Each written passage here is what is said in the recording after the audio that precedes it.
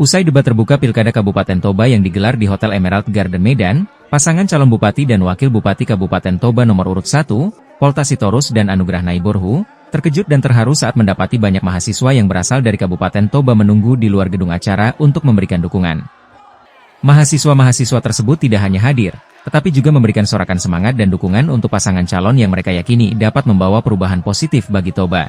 Polta menambahkan bahwa kehadiran mahasiswa ini menjadi motivasi bagi dirinya dan Anugrah Naiborhu untuk lebih bersemangat dalam menjalankan program-program yang bermanfaat bagi masyarakat, terutama untuk dunia pendidikan di Kabupaten Toba.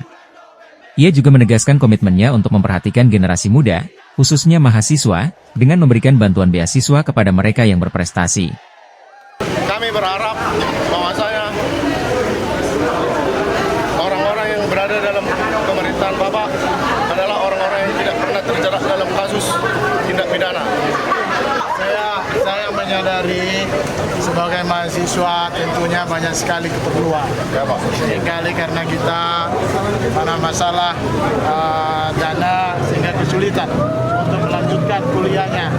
Dengan ini kita rencanakan ke depan bahwa semoga nanti juga bersama DPRD mereka bisa menyetujui bahwa kita akan memperhatikan anak-anak kita yang berprestasi, ya, untuk kita kasih nanti ya siswa supaya memberikan motivasi semangat untuk terus berjuang, ya, terus berjuang, jangan sampai menyerah. Setuju?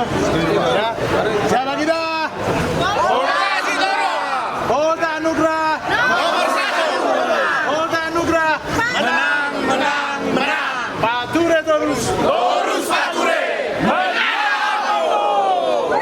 Pasangan ini juga berjanji untuk terus mendengarkan aspirasi masyarakat, termasuk mahasiswa, dalam upaya membangun Kabupaten Toba yang lebih maju dan sejahtera.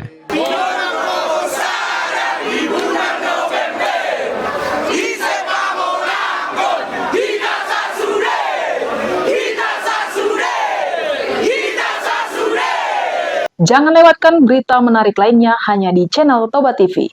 Follow, like, dan subscribe channel Toba TV untuk mendapatkan informasi terbaru lainnya. Horas.